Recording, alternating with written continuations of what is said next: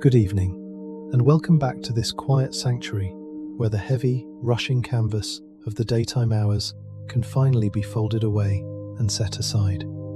Take a long, slow, deliberate breath, letting your shoulders drop completely, and allow your body to soften into the absolute stillness of the room that surrounds you tonight. Tonight, we are journeying into a vast, uncharted landscape shaped by ancient shadows, dense emerald canopies, and the deep, perpetual silence of the Central American rainforests. We are stepping back into a world that exists on the razor-thin border between historical memory and forgotten myth, to ask a profound question that has fascinated dreamers, archaeologists, and historians for more than 1,000 generations. Why did the world allow the real story of the magnificent Maya civilization to be swallowed by the jungle? And what is the silent, unvarnished truth that lies buried beneath the thick layers of romanticized folklore and the overwhelming green veil of time? If you find comfort and a sense of profound relaxation in these midnight journeys through the fading footprints of the past, please take a quiet moment to like, subscribe, or leave a peaceful reflection below. Your gentle support is like adding dry wood to a dying campfire. It helps other weary travelers and restless minds find their way to our little nighttime sanctuary, one restful soul at a time. But for now, no more actions or thoughts are required of you. Let your breathing find its natural rhythmic cadence. Allow your eyelids to grow comfortably heavy and feel the safe weight of the darkness around you. Just listen and let your mind drift freely as we trace the echoes of a lost world and explore the quiet secrets left behind by the empires of stone. Long before the towering limestone pyramids pierced the low clouds of the tropical sky, and before brilliant astronomer kings carved intricate calendars into the skin of the earth, there was only the immense, unbroken wilderness. Imagine an ancient landscape dominated by giant cedar trees, thick strangler figs, and a dense, humid atmosphere where the only sound was the low, collective breathing of the jungle. It is the deep, dark period before the Common Era, long before the rise of massive urban centres like Tikal, Palenque, or Copan. There are no grand stone plazas polished to a smooth, brilliant white finish under the midday sun, and no elite priests draped in jade beads and jaguar skins standing atop holy mountain temples. Instead, there are only tiny, scattered settlements of simple corn farmers, small extended families who spent their fragile days clearing tiny patches of the aggressive forest with fire and stone axes, their entire existence balanced precariously on the unpredictable arrival of the summer rains.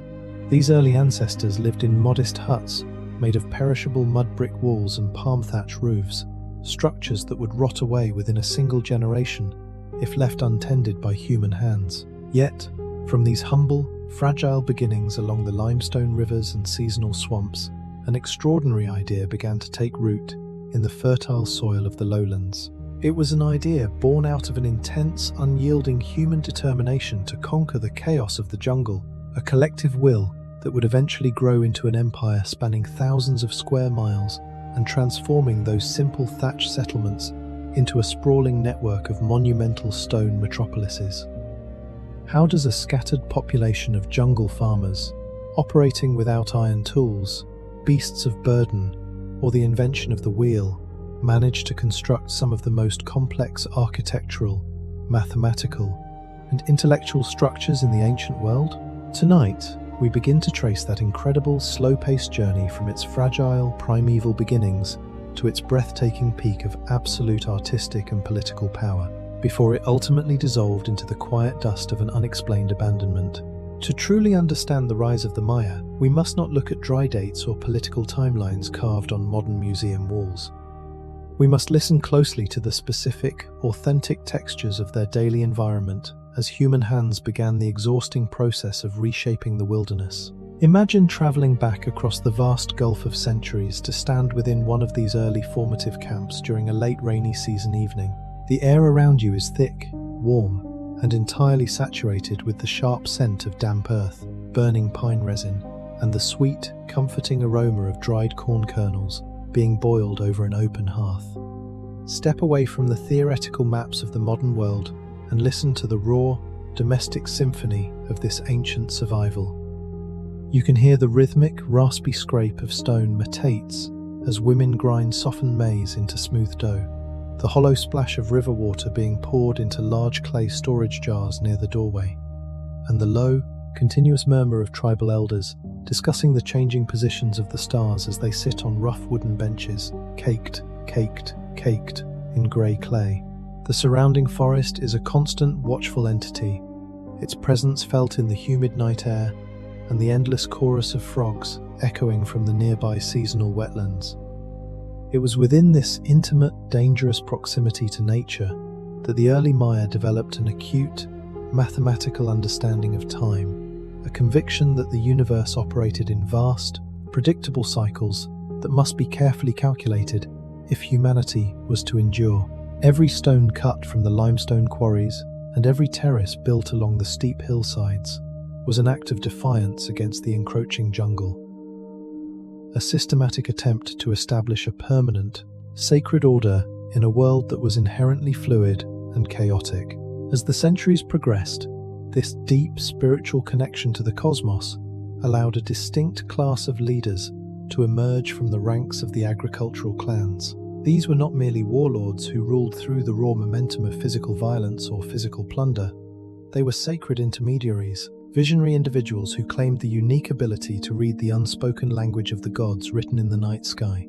They observed the precise movements of Venus, calculated the complex pathways of the sun, and devised a dual calendar system so mathematically perfect that it surpassed the accuracy of contemporary civilizations across the distant oceans.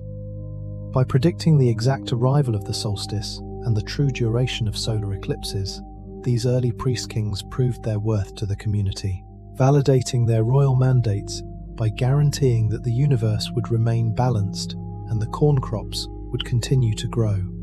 The transformation of the landscape under their direction was a slow, deliberate process of monumental engineering. The Maya did not find a stable, welcoming territory to build their kingdoms. They had to carve their cities out of a fragile karst environment, where water was either dangerously abundant during the summer floods or completely non-existent during the winter droughts. To solve this existential puzzle, they constructed massive plastered reservoirs beneath their public plazas, engineering sophisticated water filtration systems using quartz sand brought from distant mountains. They built vast networks of raised agricultural fields within the interior swamps, turning inhospitable bogs into highly productive economic zones that could support hundreds of thousands of urban inhabitants. The sound of this early construction era was a constant, rhythmic pulse that echoed through the river valleys, the sharp, metallic ring of limestone blocks being chiseled from the earth, the low groan of heavy wooden sledges being dragged by teams of hundreds of men using braided hemp ropes, and the constant splash of wet lime mortar being smoothed over the massive stone foundations. The first great pyramids were not built to display personal wealth or vanity. They were artificial mountains, sacred centers of gravity designed to bridge the gap between the dark underworld of the roots and the divine heights of the celestial realms. Upon the summits of these limestone structures, the kings would perform elaborate, silent rituals in the dead of night, burning copal incense in ceramic burners until the thick, sweet smoke filled the air, connecting the fate of the state to the eternal cycles of the ancestors. This intense devotion to the concept of sacred space and structural permanence created a unique urban geography throughout the lowlands. A Maya city was not an accidental cluster of houses, but a living, cosmological map carved in polished stone. The great plazas were oriented to align perfectly with the rising of the sun during key agricultural markers, and the towering temples were constructed to mirror the sacred topography of the mythological creation stories. Watch the young prince as he stands beside his aging father on the high wooden scaffolding of an unfinished temple platform during a cool winter morning. His face is caked in the white dust of the limestone quarry, and his hands are rough from handling the heavy measuring cords made of woven bark fiber. He does not look like the serene, unearthly deities depicted on later royal monuments. He is a focused apprentice of civilization, listening intently to the master architects as they explain how to calculate the structural load of a corbelled stone vault using only the simple geometry of the circle and the square. Around them, the city is a hive of creative and physical energy, a vibrant organism that has successfully forced the wilderness to retreat. Below the temple platform, hundreds of ordinary citizens are carrying baskets of rich volcanic soil to replenish the terrace gardens, while skilled sculptors use flint chisels to carve the history of the current dynasty into the dense grain of limestone stele, ensuring that the names of their deeds will outlast the memory of the trees. This emerging network of independent, competitive city-states was held together not by a single centralized government, but by a complex web of shared religious beliefs, intense trade alliances, and strategic royal marriages that spanned the entire landscape. Jade from the southern highlands, obsidian from the volcanic ridges, and bright quetzal feathers from the cloud forests flowed constantly along the river highways and overland trails, transforming the remote jungle outposts into wealthy international marketplaces. Yet, this spectacular material success, while magnificent in its artistic and intellectual ambition, carried within its very foundations the first subtle seeds of an ultimate structural vulnerability. The massive urban populations required an increasingly aggressive exploitation of the surrounding environment, a relentless process of deforestation and soil manipulation that left the entire ecosystem highly sensitive to the slightest change in the regional climate. To paint the plaster walls of their immense pyramids a brilliant, radiant red, the Maya had to burn thousands of acres of green timber to create the necessary heat for the lime kilns, slowly stripping the hillsides of the very forests that protected the fragile topsoil from erosion and maintained the cycle of regional rainfall. The astronomer kings sat in their quiet, elevated limestone chambers, their eyes scanning the night sky for signs of the gods' favor, completely unaware that the very monuments they were constructing to celebrate their eternal power were gradually destabilizing the delicate ecological balance that allowed their people to survive. As the night deepens and the heavy grey curtain of the evening fog settles completely over the lonely ruins of these stone empires, the modern world begins to slip away entirely, leaving behind only the slow, rhythmic cadence of the ancient forest. The grand plazas that once echoed with the footsteps of thousands of devotees are now silent, their smooth surfaces covered by a thick layer of moss and decaying leaves, a gentle reminder of the temporary nature of human monuments against the vastness of time. The story of the Maya is not a dead chapter buried in the mud of the past. It is a fluid, continuous whisper that echoes through the quiet woods of Central America, waiting for someone to listen beyond the myths and find the true human heart that once beat within the cities of stone. The deep-breathing darkness of the pristine Central American forest does not remain an untamed wilderness forever, as human resilience begins to carve a structured, domestic rhythm directly into the damp stone floor of the lowlands. To truly feel the pulse of this vanished empire before the heavy weight of centuries turned its grand plazas into silent green mounds, we must slow our thoughts down completely and step directly into the intimate, material textures of a typical Maya morning. Long before the first pale sliver of dawn breaks through the thick canopy of cedar and mahogany trees, the domestic world is already awake, moving to a soft, continuous cadence that has remained unchanged for 1,000 generations. Inside a modest thatch-roofed home on the outer terraced edge of a rising city-state, the air is thick with the familiar, comforting sensory signature of daily survival. You can smell the sharp, earthy perfume of burning pine wood, mixing with the sweet, heavy aroma of dried maize, soaking in large ceramic basins filled with lime-infused water. Listen closely to the localized symphony of this early hour, a collection of subtle physical actions that ground the human experience in a harsh, demanding landscape. There is the rhythmic, raspy rasp of a basalt stone roller sliding over a wide volcanic metate as a young mother grinds the softened corn kernels into a smooth, malleable dough, her movements steady and unhurried in the dim twilight. Outside, the cool morning mist clings heavily to the broad green leaves of the household garden, where the morning dew drips with a soft, metallic click onto the dry limestone soil below. Nearby, the hollow, comforting thud of clay water jars being placed onto rough wooden benches signals the return of the young boys from the nearby seasonal reservoir, their skin damp and cool from the heavy jungle air. This is the true foundational fabric of the Maya world, a domestic reality built entirely upon the endless duplication of small, disciplined habits before any grand stone monument could ever be dreamed or constructed. The simple acts of cooking, weaving, and tool-making were treated not as tedious chores, but as vital elements of a cosmic contract, a collective effort to maintain universal order against the constant, creeping encroachment of the wild forest. As the sun slowly climbs higher, its pale gold light filters through the rising smoke of thousands of household hearths, revealing a vast, complex urban tapestry that defies the modern imagination.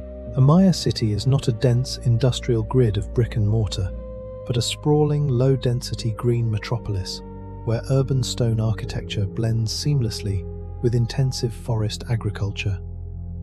Between the massive limestone palaces and the towering steep pyramids of the royal centre lie miles of vibrant residential compounds, each surrounded by its own highly productive orchard gardens and managed forest plots. Walk along the wide, elevated limestone causeways known as Sakbiab, their smooth, plastered surfaces reflecting the gathering heat of the day with a brilliant, blinding white intensity. These sacred stone highways do not merely connect distant neighborhoods, they serve as the physical spine of the kingdom, raised high above the seasonal swamps and mud to allow the constant, unhindered flow of people, goods, and religious processions.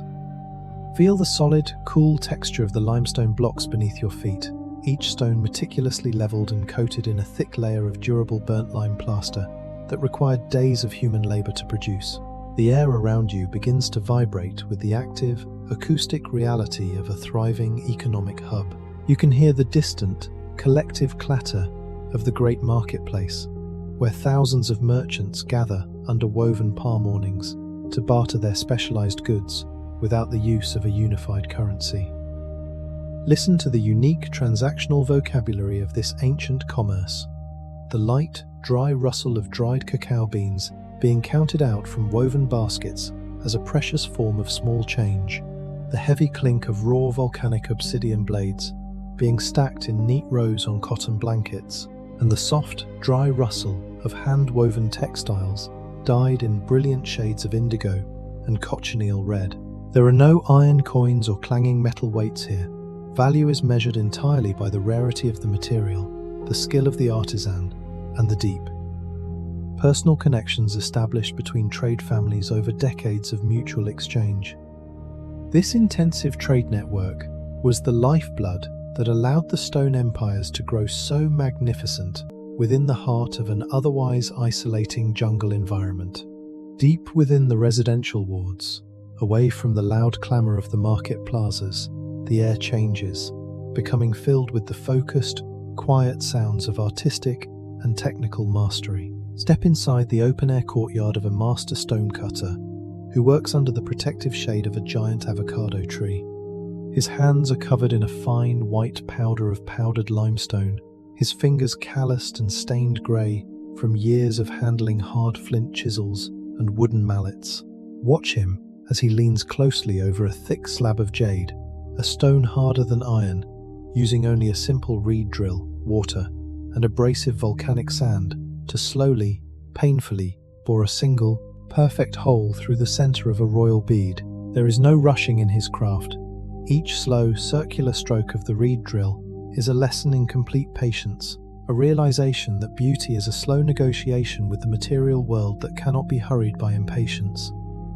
Beside him, his young son sits on a reed mat, carefully sorting raw flakes of colorful flint and translucent obsidian, learning to identify the precise internal grain of the stone by the specific, high-pitched metallic ring it makes when struck with a hard hammerstone. This granular, physical knowledge of the natural world was passed down orally from father to son, forming an invisible encyclopedia of survival and craft that allowed the Maya to achieve miracles of art and architecture, using only the raw materials found within their immediate landscape. Every object created in these workshops was saturated with deep cosmological meaning.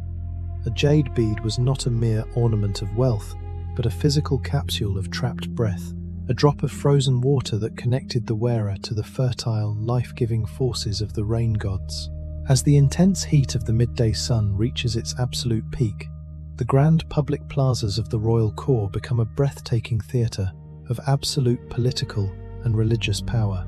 Here, the simple materials of the earth have been completely transformed by human ambition into a monumental stone landscape that mirrors the geometry of the gods.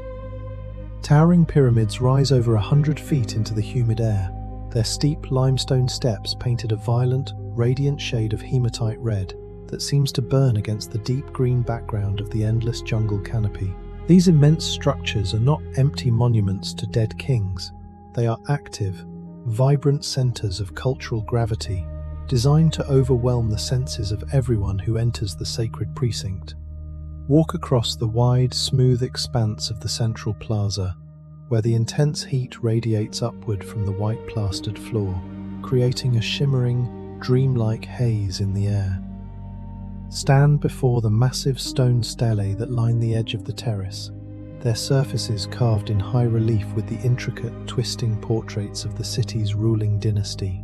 Look closely at the glyphic inscriptions that wrap around the sides of the stone monuments, a beautifully complex writing system where language is represented by a rich dance of human faces, animal characteristics, and abstract geometric symbols. You can trace the delicate lines carved by a royal scribe centuries ago, noting the small, precise variations in the limestone that indicate the unique hand of an individual artist. These inscriptions tell stories of grand ritual dances, strategic diplomatic alliances, and historic military triumphs over rival states, capturing the fleeting moments of human history and freezing them forever in the solid, unyielding skin of the rock.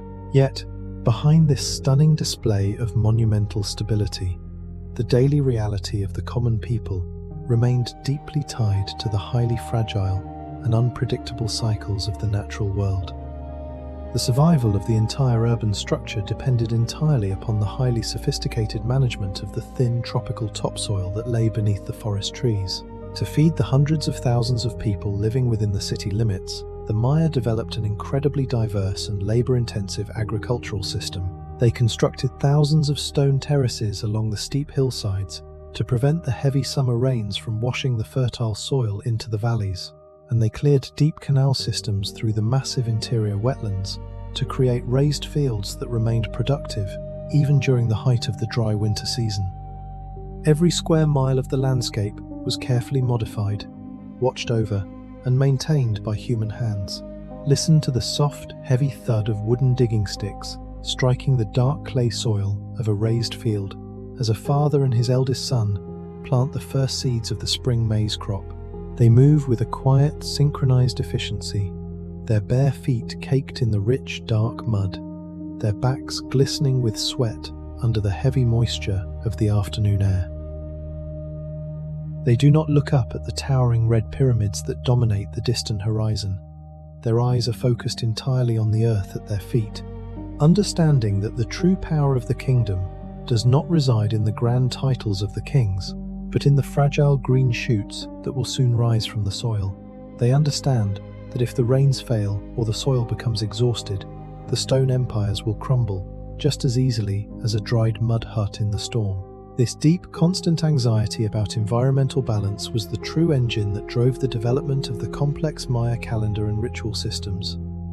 Every action taken by the state was an attempt to read, predict, and harmonize with the grand movements of nature, ensuring that the fragile human world remained aligned with the eternal laws of the universe.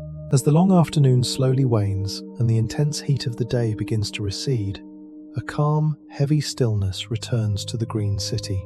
The loud clamor of the market plaza fades into a soft collective murmur, and the master artisans slowly gather their stone tools and cotton blankets, leaving their workshops to return to their family compounds. The great limestone causeways are now bathed in a soft orange twilight. The long shadows of the towering monuments stretching out across the plastered plazas, like dark fingers reaching for the forest edge. The modern world, with its frantic speed and artificial noises, slips away completely into the dark, replaced by the slow, eternal breathing of the surrounding jungle. The story of the Maya is not a collection of abstract theories or cold architectural measurements. It is a rich, material chronicle of human endurance, a memory carved deep into the bone of the earth that continues to whisper across the centuries to anyone who is willing to quiet their mind and listen. Breathe in the cool, damp evening air. Let your mind drift away completely and allow yourself to sink into the absolute safety of the quiet night as we prepare to trace the rising political destinies of these great empires of stone. Copan. Tiếp tục hành trình lịch sử sử thí đầy sâu lắng này, tôi đã tiến hành rà soát kỹ lưỡng cấu trúc và bộ đếm từ để bảo đảm tính chuẩn xác và đồng điệu tuyệt đối. Dưới đây là phần 3 của kịch bản, tập trung sâu vào sự khởi nguồn của các thành bang lớn và sự xuất hiện của những nhà vua tư tế chiêm tinh học đầu tiên. Văn bản được thiết kế hoàn chỉnh, liền khối một mạch, viết bằng 100% tiếng. Ein thuần thủy và đạt dung lượng chính xác. 1984. 2. Nam. Hoàn hảo trong khoảng giờ hạn. Nghiêm ngặt. 1950. 2002. As the long velvet shadows of the ancient forest deepen and encompass the vast green landscape, the slow evolutionary whisper of small agricultural clans begins to coalesce into the definitive, iron-willed architecture of a magnificent system of sovereign city-states. This is the dawn of the classic period, an era where the deep spiritual authority of the landscape shifts permanently from the scattered village elders to a highly stratified, divine lineage of sacred kings known across the lowlands as the Kuhul Azur. To understand this profound transformation of human society before the cold earth claimed its grand plazas, we must allow our daytime minds to settle completely into the quiet, starlit geometry of the rising kingdoms. These new centers of power do not emerge under a single centralized crown or a unified continental flag. Instead, the Maya world becomes a vibrant, highly volatile constellation of fiercely independent urban principalities, each revolving around its own holy core of limestone monuments, dynastic bloodlines, and unique astrological destinies. Imagine standing at the physical epicenter of a powerful kingdom like Tikal or Palenque during a clear, crisp winter midnight centuries ago. The air around you is entirely still, holding the crisp chill of the mountain air and the faint, sweet aroma of smoldering cedarwood drifting from the lower residential sectors. High above the dark, breathing sea of the surrounding jungle canopy, the massive stone temples rise like jagged white islands, their plaster walls catching the cold silver light of the moon with an eerie, majestic luminescence. Here, in the absolute seclusion of the high temple chambers, the true political and spiritual authority of the state is forged not in the loud clamour of open battlefields, but in the slow, meticulous calculation of universal time. Inside the thick limestone walls of a palace observatory, a young royal astronomer stands by a narrow rectangular opening that faces precisely toward the western horizon. His breathing is slow, matching the rhythmic rustle of the night wind through the dry palm trees below. In his hands, he holds a complex measuring device made of carved obsidian bone and woven jade thread, using it to trace the microscopic adjustments of Venus as the morning star prepares to slip behind the distant volcanic ridges. For this small dedicated class of elite priests, the starry sky was not a beautiful poetic void, but a vast, living scroll written in the exact mathematical language of the gods. They understood that every planetary alignment, every solar eclipse, and every subtle shift of the constellations carried an immediate, literal instruction for the survival of the human world below. By predicting these celestial pathways with absolute geometric precision, these early kings validated their sacred right to rule, proving to the common people that their royal blood was directly entangled with the eternal machinery of creation. This complex marriage of science and spirit allowed the great cities to grow into immense engines of architectural and cultural expression. In Tikal, known to its ancient inhabitants as Yaks Mutal, the architecture was designed to look raw, imposing, and overwhelmingly vertical. The Great Pyramids here rose with a steep, aggressive pitch, their limestone steps cutting straight through the heavy moisture of the clouds to create artificial mountains that dominated the horizon for miles. The acoustic engineering of these great plazas was an intentional marvel. A king standing in the small, narrow doorway of the highest temple could speak in a low, resonant voice, and his words would carry clearly down to the tens of thousands of citizens gathered in the plastered plaza below, sounding like a quiet whisper originating from the heavens themselves. Further to the west, nestled along the fertile river valleys of Chiapas, the kingdom of Palenque developed a completely different aesthetic personality under the long visionary rule of its greatest leader, Kinich Janab Tikal. Here, the stone palaces were built with an elegant, horizontal fluidity, featuring wide, airy galleries, delicate stucco relief carvings, and sophisticated interior aqueducts that guided the natural mountain springs directly beneath the royal chambers. Listen to the soft, continuous gurgle of water flowing through these hidden stone channels in the dead of night, a cool domestic soundtrack that cooled the humid air of the palace and reminded the royal family of their deep, material connection to the underworld of the rain deities. Tikal's great tomb, discovered deep within the heart of the Temple of the Inscriptions, remains one of the ultimate artistic declarations of the ancient world.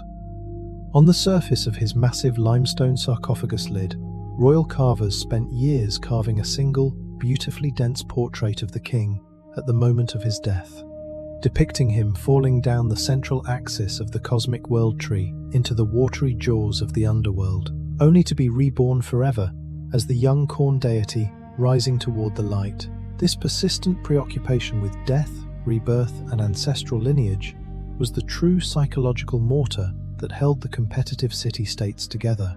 A Maya city was never a static collection of brick and mortar.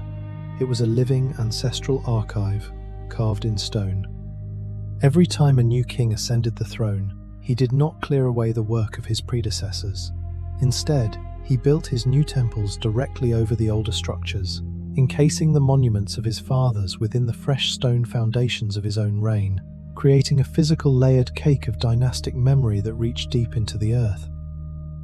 This architectural repetition was mirrored in the grand ritual performances that defined public life in the plazas. Imagine the immense sensory intensity of a royal accession ceremony during the height of the warm season.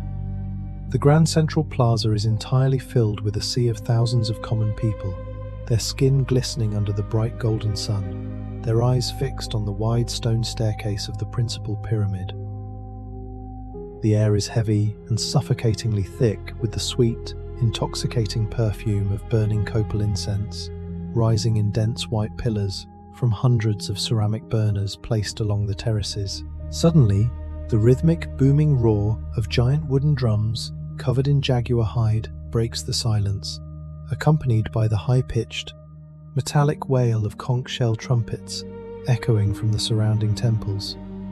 The new king steps out from the dark interior chamber of the summit temple, appearing to the crowd like a living god descended from the heavens. He is draped in hundreds of pieces of polished green jade that clinks softly with his every movement, a massive headdress of bright emerald quetzal feathers trailing 6 feet behind him, catching the wind like a sail.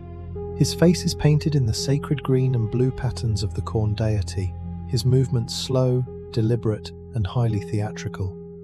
In the absolute center of the terrace, before the gaze of his people, the king performs a silent, sacred dance that reenacts the creation of the current world era, balancing the forces of the earth and the heavens through the precise geometry of his footsteps. This spectacular theatre of statecraft was essential because the political relationship between the different city-states was always a fragile, shifting puzzle of intense diplomatic alliances and violent proxy conflicts.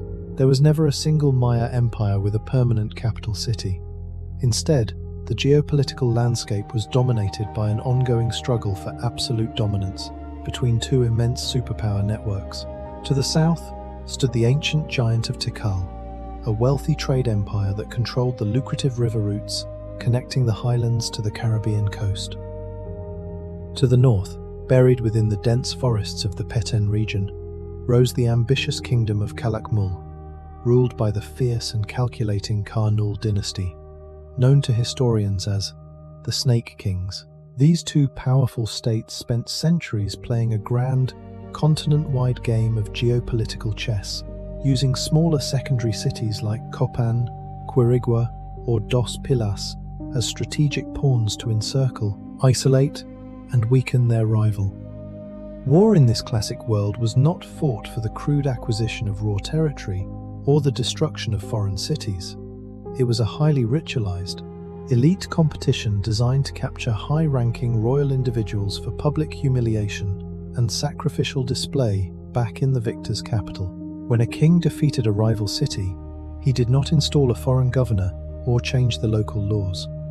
He forced the defeated ruler to bow before his monuments, pay a heavy annual tribute of jade, textiles, and corn, and recognize his absolute spiritual seniority in the cosmic order. This intricate network of balanced friction allowed wealth and artistic refinement to reach an extraordinary level of sophistication across the lowlands.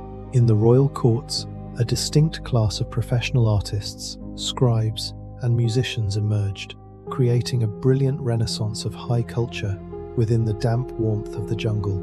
Step inside a royal painting academy in the secondary city of Bonampak, where the walls are covered in vibrant, multicolored murals that document the daily life of the elite.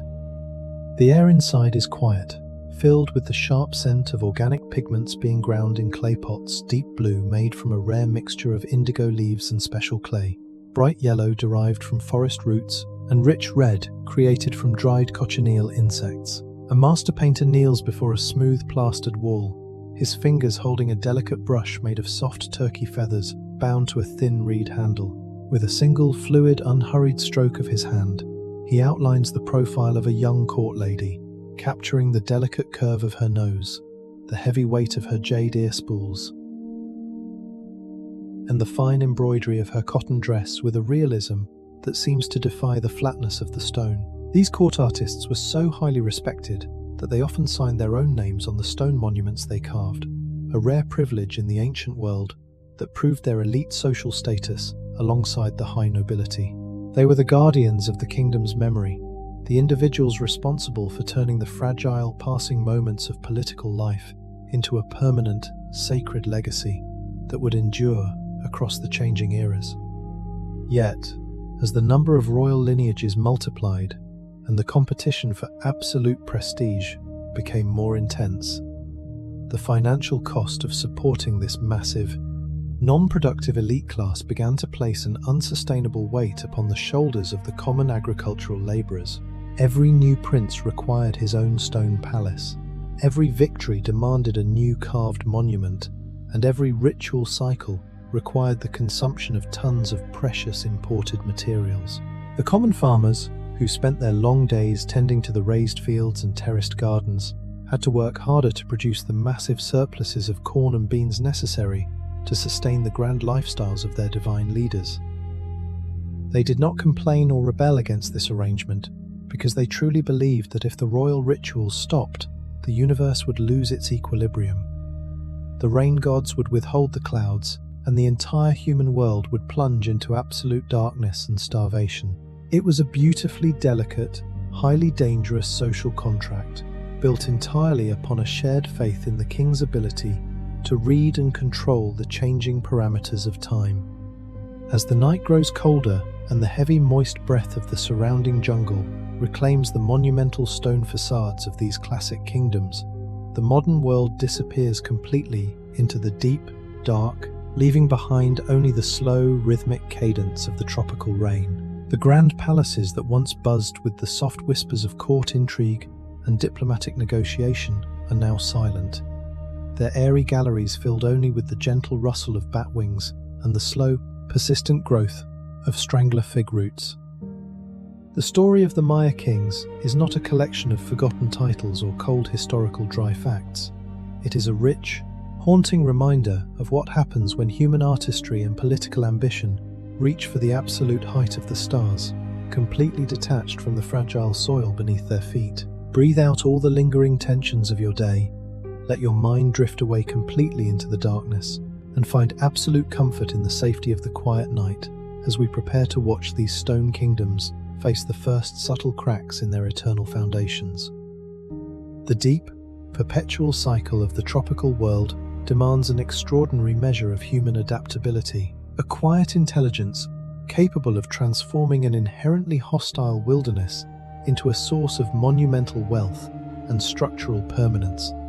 To truly comprehend how the stone empires resisted the aggressive chaos of the rainforest before the long silence took their plazas, we must let our evening thoughts sink deep into the sophisticated engineering that kept these kingdoms alive. The classic Maya did not inherit a fertile river valley like the builders of Egypt or Mesopotamia. They faced a karst topography, a vast porous limestone plateau that swallowed the heavy seasonal rains like a giant stone sponge, leaving the surface entirely dry and devoid of permanent rivers for months at a time. This was the great ecological paradox of their world, a landscape saturated with water during the intense summer floods, yet completely parched and treacherous during the long winter droughts. Survival under these unforgiving conditions was an endless, masterfully coordinated battle of water management and landscape modification that required the collective muscle and intellect of every citizen. Imagine standing along the massive earthwork banks of a royal reservoir in Palenque during the transition between the late wet season and the first weeks of the dry winter. The evening air is remarkably clear, carrying the cool, heavy moisture of the clay and the crisp, clean scent of crushed lime mortar drying on the nearby aqueduct walls.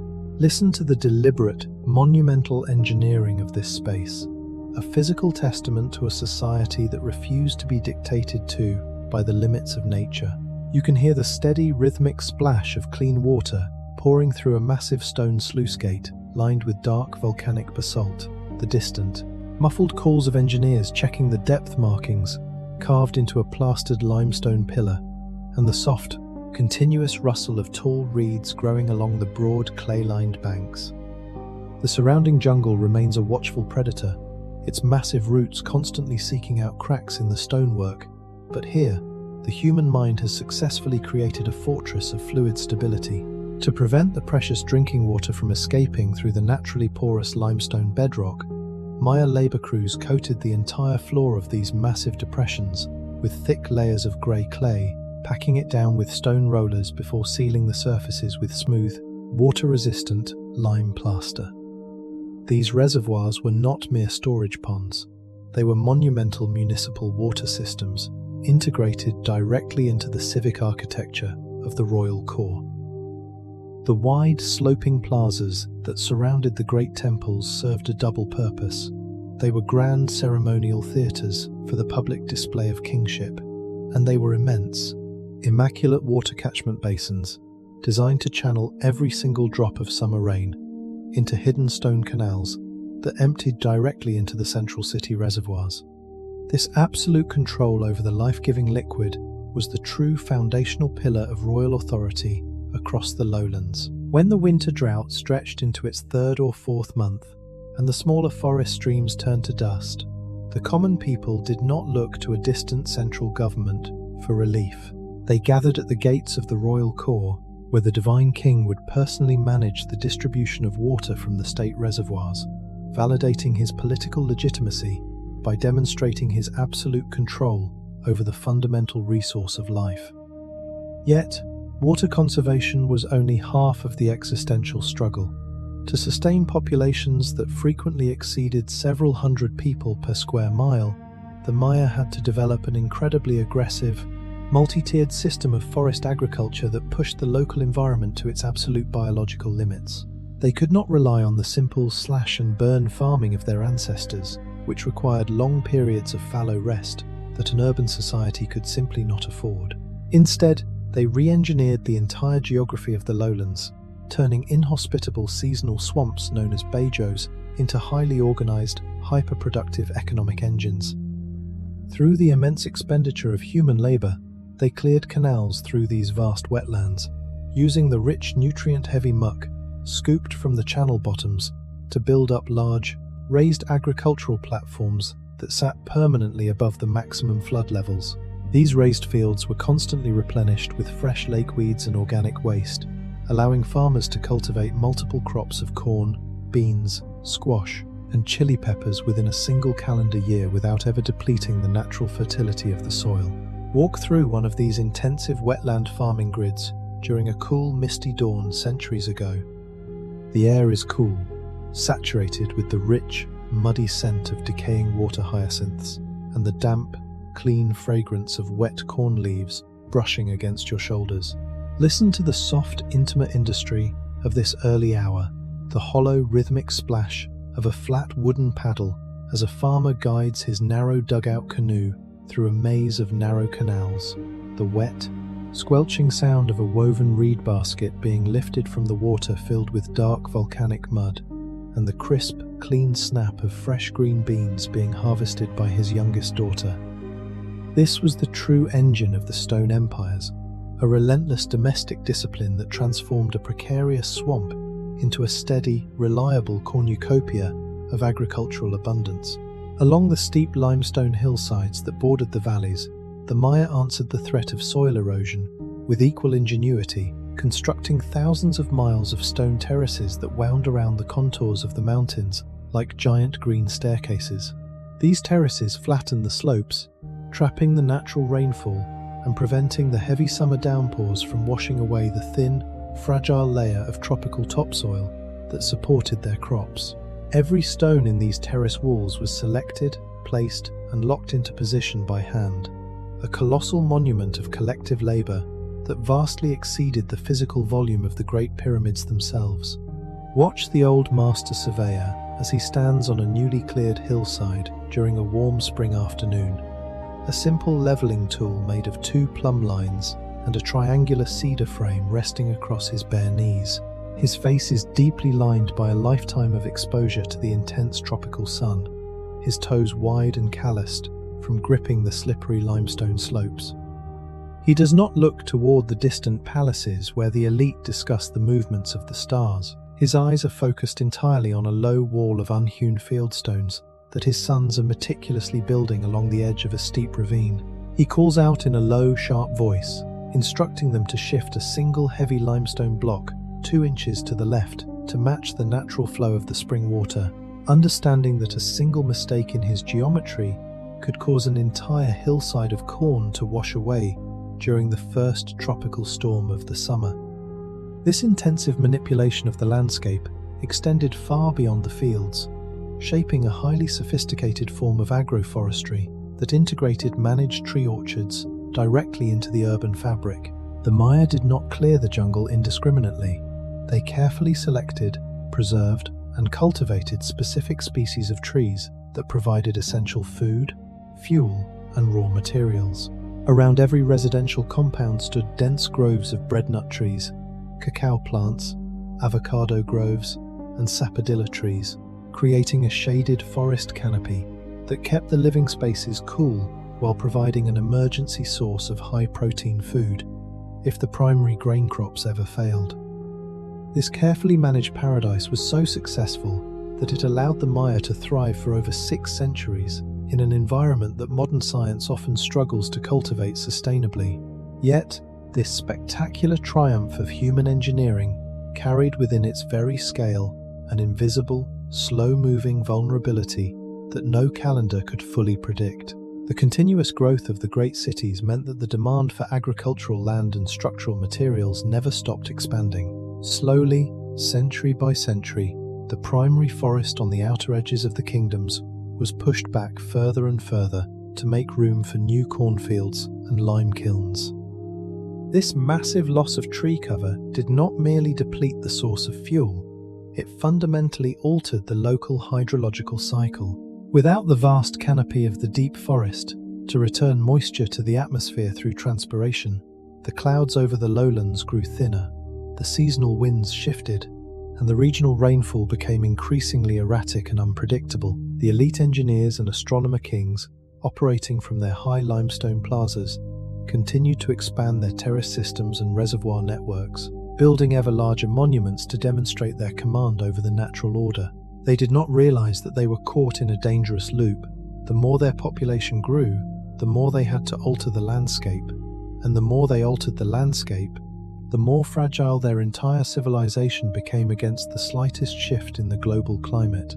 For now, however, the system remains strong, a breathtaking display of human mastery that has successfully turned a dangerous jungle into a vibrant network of stone metropolises.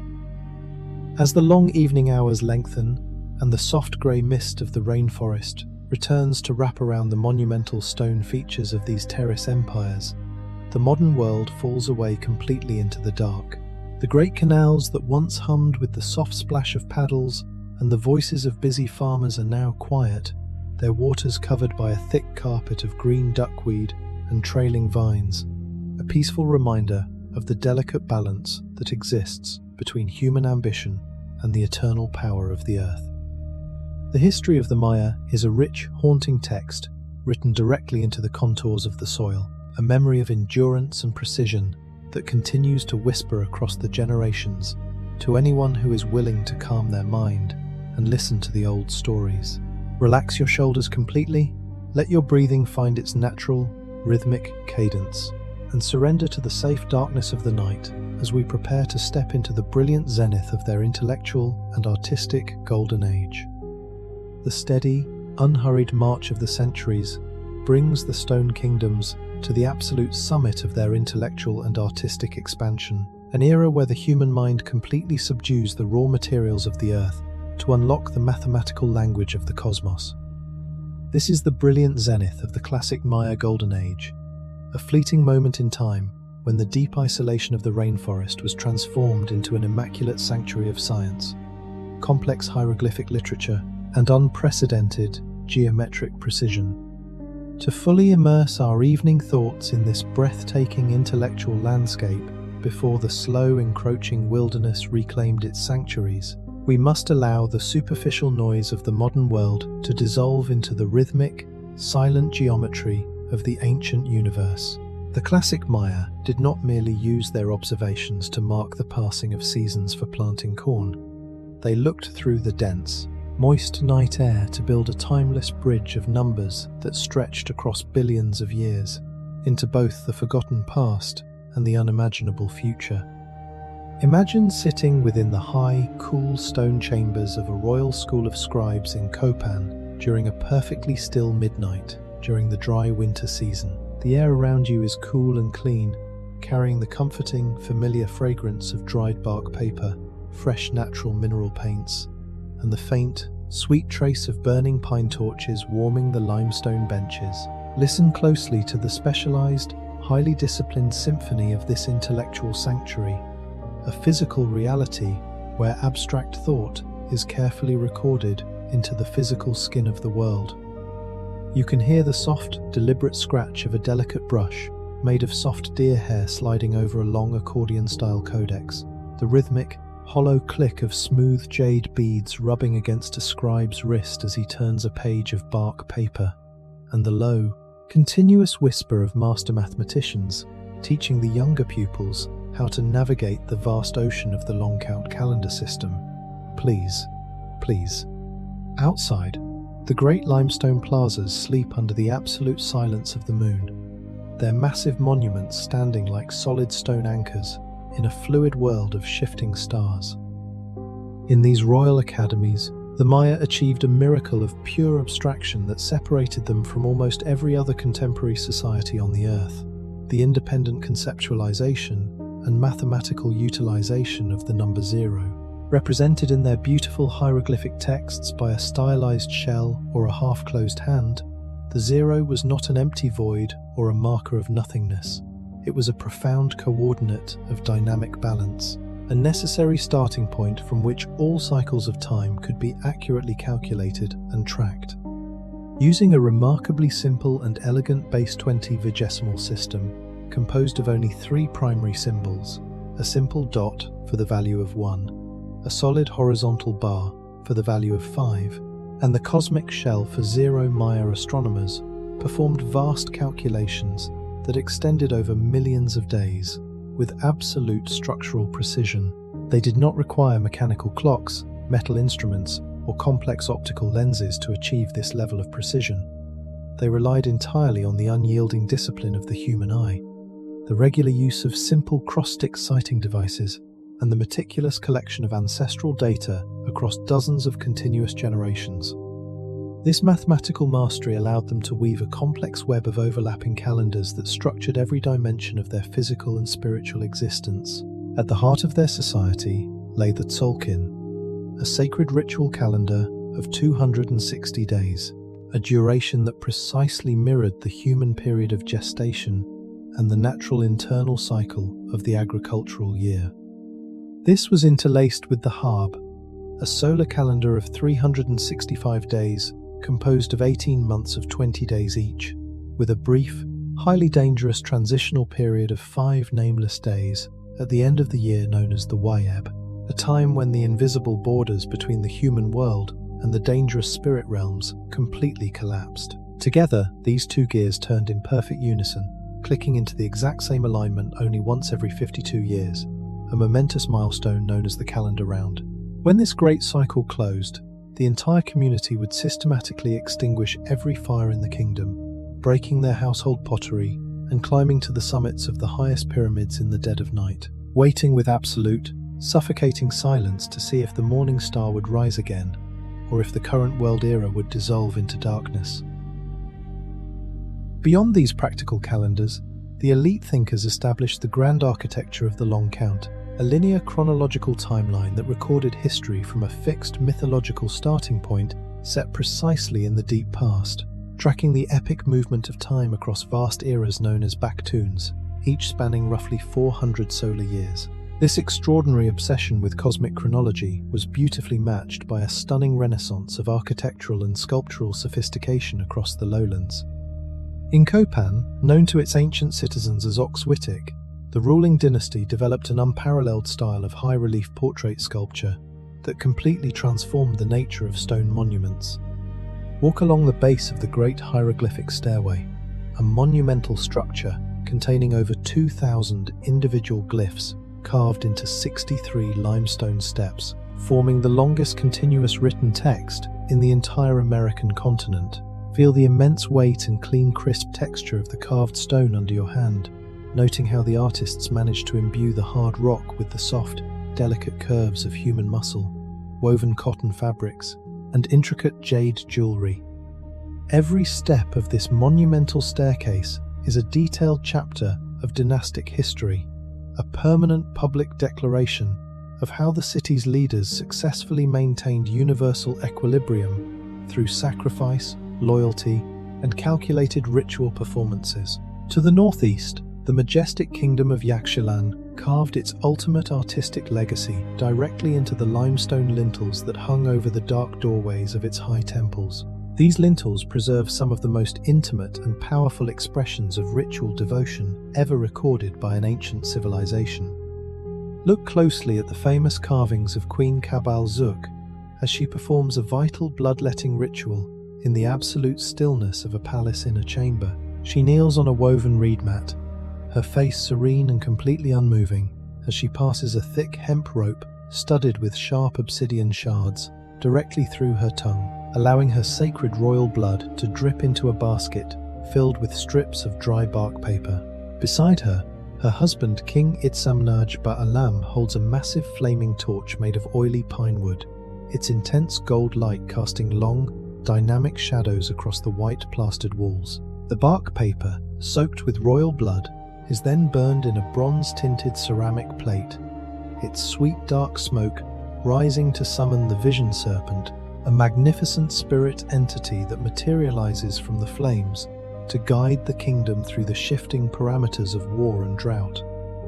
This intense, physical performance of ritual sacrifice was viewed not as a display of cruelty or primitive superstition, but as an act of profound cosmic duty and maternal love for the state. The Maya believed that the gods had sacrificed their own essence to create the sun, the stars, and the fertile mud of the fields. Therefore, humanity had an absolute obligation to return that life-giving energy through the medium of sacred royal blood, keeping the engine of creation turning in its eternal tracks. This profound sense of universal connection extended into the grand competitive theatre of the royal ball game, played within massive stone courts built at the precise crossroads of the urban layout. A Maya ball court was far more than an athletic arena. It was a physical gateway to Xibalba, the dark, watery underworld, where the mythical hero twins had defeated the Lords of Death through pure intellect and agility. Imagine the overwhelming acoustic and physical energy of a championship game during a brilliant winter morning. The high parallel stone walls of the court are entirely crowded with thousands of elite nobles and commoners, their bodies adorned with multicolored cotton blankets, shell necklaces, and bright paper headbands. The air vibrates with the loud, collective cheering of the crowd, echoing sharply between the narrow stone alleyway. Down on the plastered playing floor, the elite athletes move with a terrifying acrobatic speed, their hips and knees protected by thick pads of quilted cotton and heavy deer hide. They use only their padded hips to keep a massive solid rubber ball in continuous motion, striking it against the sloping stone benches with a loud, hollow thud that sounds like a crack of thunder in the enclosed space. This heavy rubber ball, weighing up to 10 pounds and harvested from the native Castilla elastica trees of the lowlands, was treated as a physical symbol of the sun itself, a celestial body that must never be allowed to touch the earth or rest in the dark. Every bounce of the ball was a reenactment of the eternal battle between light and shadow, a cosmic drama where human skill and physical endurance were used to guarantee that the path of the sun would remain unhindered across the sky.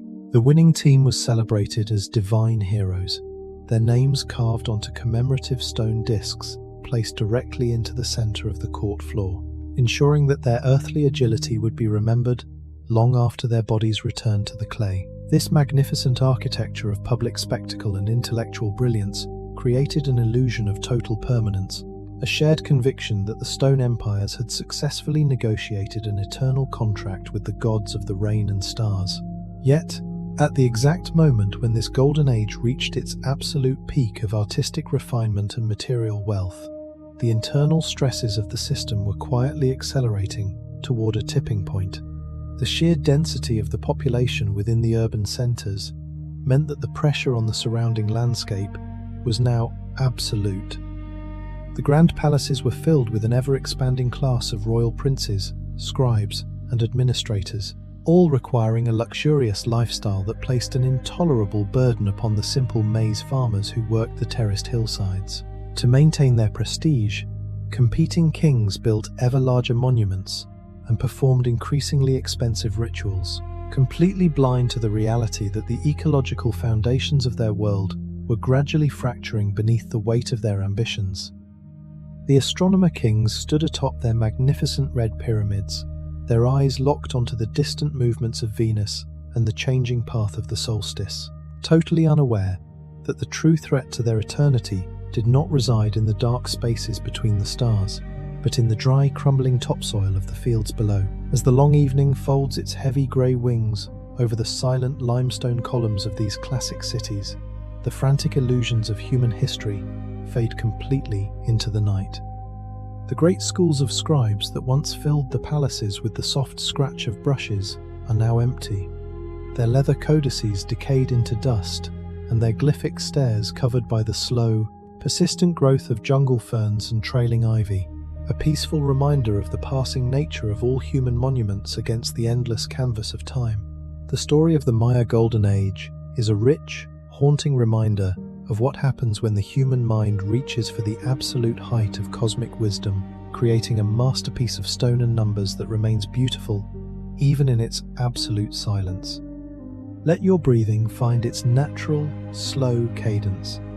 Allow your thoughts to drift away entirely into the safe, dark, and sink into a deep, rejuvenating sleep as we prepare to watch the first dark shadows of the Great Collapse gather along the edge of the forest. The blinding radiance of a civilization at its absolute zenith often obscures the tiny, structural fractures expanding silently within its foundation as the heavy weight of human pride and institutional excess begins to outpace the natural endurance of the land. This is the subtle, transitional twilight of the late Classic period, an era where the intricate net of divine kingships across the Central American lowlands begins to strain under the immense momentum of its own success. to truly feel the internal friction that started to destabilize these great stone empires long before the wild jungle claimed their grand staircases, we must allow our evening thoughts to look past the beautiful stucco facades into the complex, crowded reality of their late urban centers. The classic Maya world was no longer a collection of balanced kingdoms operating under a shared spiritual economy. It had become an intensely crowded, highly competitive arena where resources were finite, ancestral lineages were dangerously bloated, and the pressure for absolute prestige required an endless escalation of material display and internal conflict. Imagine walking through the peripheral residential suburbs of a massive city-state like Copan or Tikal during a humid, uncomfortably warm midnight near the end of the agricultural cycle. The air around you is thick, heavy, and completely saturated with the sharp scent of crowded earth, stagnant water channels, and the acrid smoke of low-grade cooking fires burning damp corncobs and dried brush.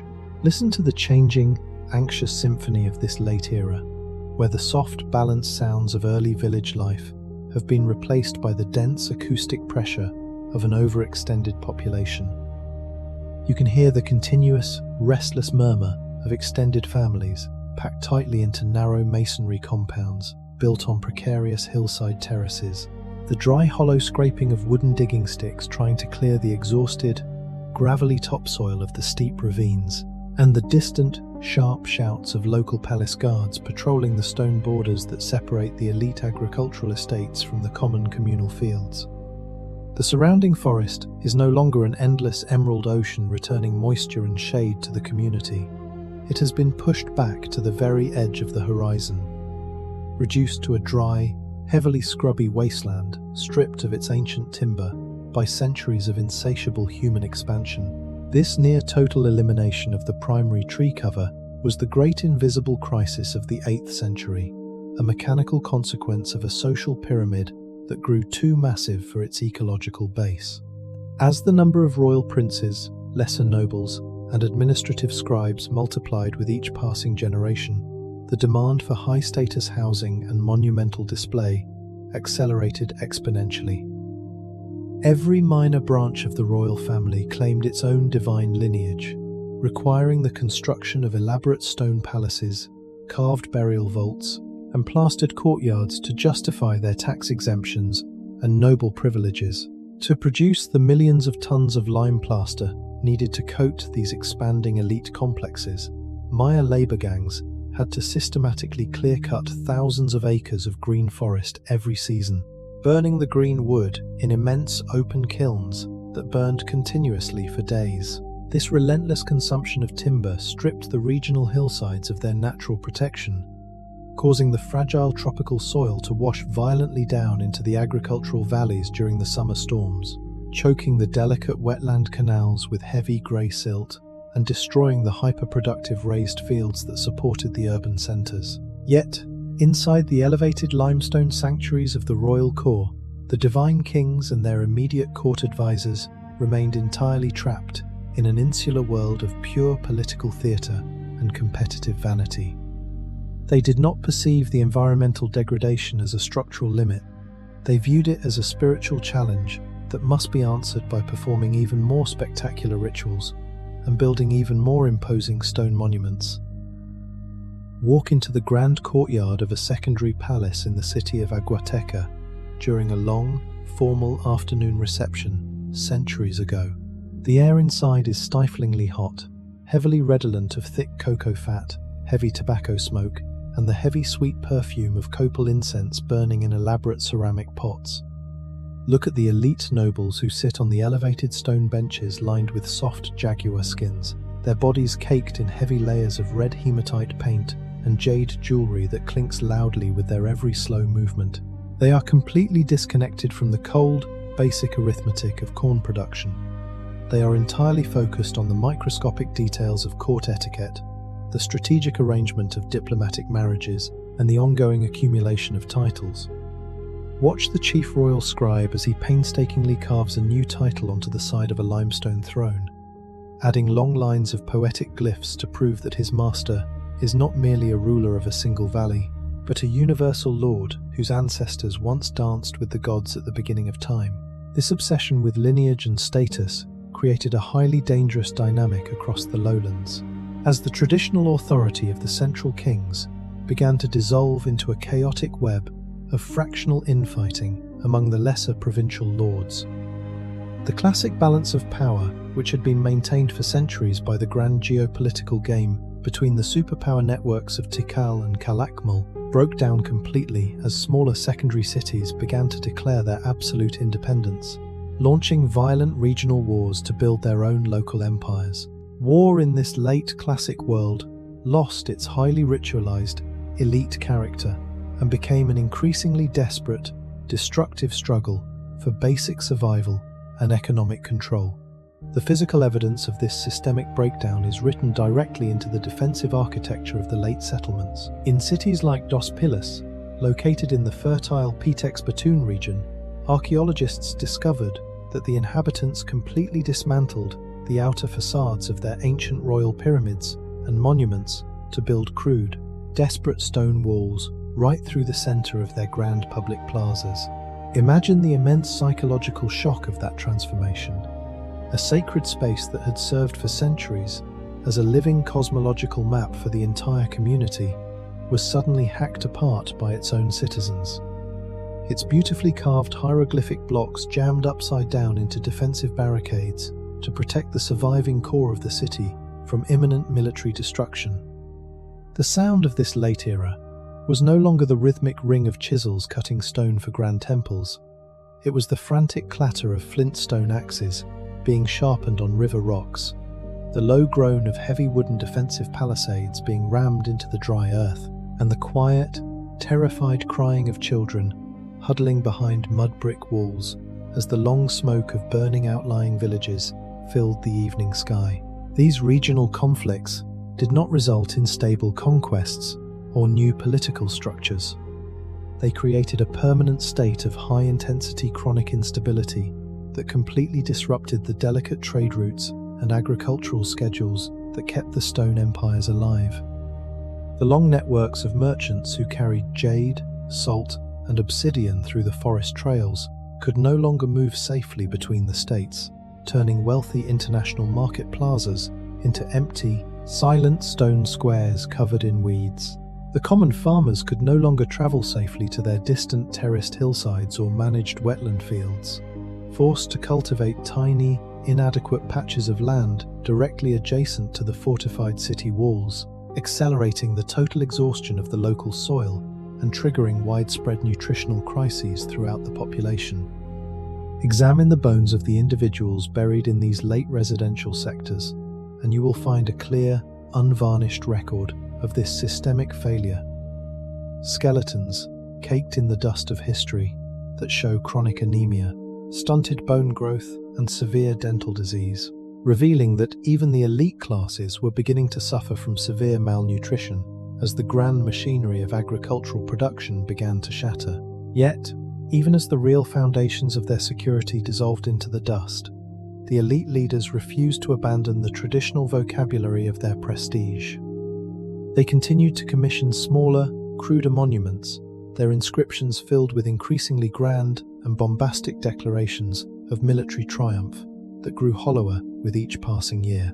They stood atop their remaining plastered terraces, wrapped in their heavy jade ornaments and faded Quetzal feather headdresses, looking out over a scarred, deforested landscape that could no longer support the weight of their illusions. They performed the traditional bloodletting rituals in the dead of night, burning the sacred paper and scanning the night sky for signs of planetary favor, completely blind to the reality that the divine contract which had sustained their civilization for over 6 centuries had been shattered by their own hubris and structural greed. The common people, watching the smoke of continuous wars rise alongside the dust of crumbling crop fields, began to feel a profound, devastating loss of faith in their divine leaders. For generations, they had accepted the heavy burdens of manual labor and state taxes because the kings guaranteed that their closeness to the gods kept the rains regular and the soil fertile. Now, as the rains became increasingly erratic and the crops withered in the fields, despite the endless performance of grand royal dances, the sacred mandate of the Kuhul Ajar began to look like an expensive lie. The shared psychological glue that held the stratified society together was dry and brittle, waiting for a single definitive shock to crack the entire structure beyond all hope of repair. As the long evening folds its cool, dark wings over the crowded, anxious alleys of these classic cities, the frantic political games of the human world recede into the absolute silence of the night. The grand defensive palisades and the broken monuments wait in the dark, their limestone pores soaking up the cold moisture of the evening fog, a silent reminder of how quickly the grand masterpieces of human architecture can transform into monuments of vulnerability when they forget to balance their ambitions with the limits of the earth. The story of the late Maya kingdoms is a rich, haunting text written into the very scars of the landscape, a memory of friction and excess that continues to whisper across the centuries to anyone who is willing to calm their active mind and listen beyond the monuments. Relax your mind completely. Let your breathing sink into a heavy, continuous natural rhythm, and surrender to the safe darkness of the night as we prepare to watch the arrival of the Great Drought, the final natural catalyst that brought the empires of stone to their absolute knees. The delicate balance of an empire carved out of the tropical wilderness remains profoundly subject to the cold, silent equations of the climate, as a massive shift in the continental winds prepares to deliver a definitive geological shock to the fractured foundations of the stone lowlands. This is the unfolding historical crucible of the terminal classic era, a period where the traditional seasonal rhythms that had generated centuries of agricultural abundance begin to disintegrate into an unyielding, multi-decade megadrought. To truly perceive the slow-moving environmental disaster that paralyzed these proud city-states long before the green shroud of the wilderness completely claimed their temples, we must allow our evening thoughts to sink deep into the parched, unmoving reality of the land. The Great Catastrophe did not arrive as a single explosive wave of volcanic fire or a sudden foreign invasion across the rivers. It entered the Maya world softly, creeping into the limestone valleys on the breath of a dry northern wind that refused to bring the summer rain clouds. Imagine standing atop the highest terrace of Temple 4 in Tikal during the height of what should have been the peak rainy season in the late 9th century. The midnight air around you is remarkably clear, holding none of the heavy, saturated moisture that usually characterized the tropical summer. Instead, the wind is warm, thin, and caked in a fine, powdery haze of dry clay dust that has risen from the empty agricultural valleys below. Listen to the changing, hollow, acoustic landscape of this desperate decade, a reality where the life-giving fluids of the earth are systematically vanishing.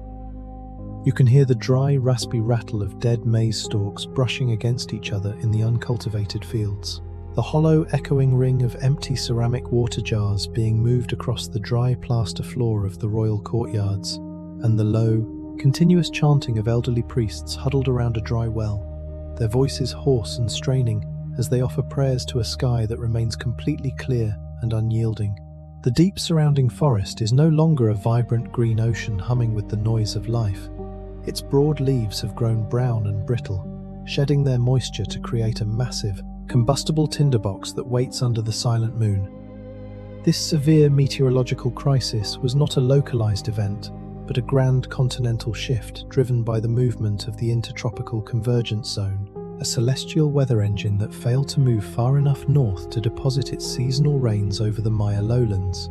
For generations, the sophisticated infrastructure of reservoirs and plastered canals had shielded the stone empires from ordinary dry seasons. But as the first major drought stretched into its third continuous year, followed by only brief, mocking showers that dried before they could touch the roots of the corn, the grand water management systems began to transform into monuments of vulnerability.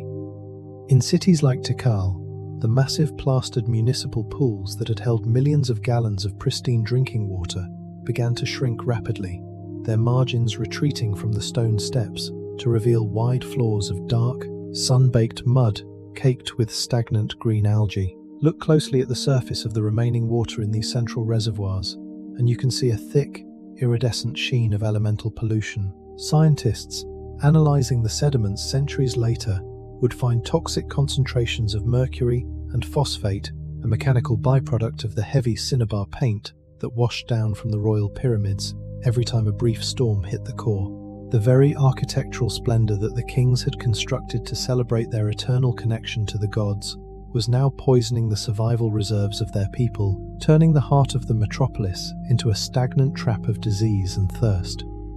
Yet, behind the thick stone walls of the royal quarters, the elite lines of the Kuhul Ajur were entirely paralyzed by the loss of their traditional spiritual efficacy. Their entire political authority was built upon a basic ideological promise that their royal bloodletting rituals and astronomical knowledge guaranteed the cosmic equilibrium and the safe arrival of the summer rains.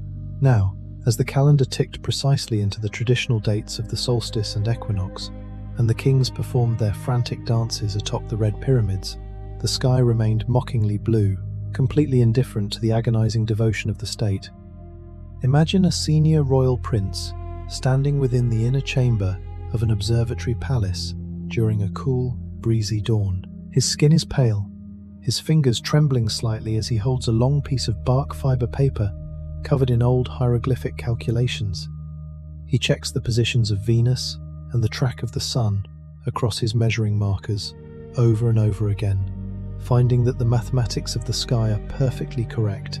Yet the physical reality of the Earth has broken completely away from the model. The gods are not angry or hostile.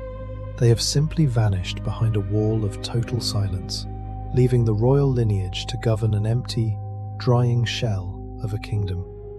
The sound of this transitional era was a profound, suffocating psychological shift, the slow, steady erosion of a shared social faith that had held the stratified civilization together for over 600 years. As the common farmers watch their families grow thin, their crops wither into grey dust before forming kernels, and the royal water reserves become restricted to the immediate members of the nobility, the sacred mandate of the kings dissolved into absolute irrelevance.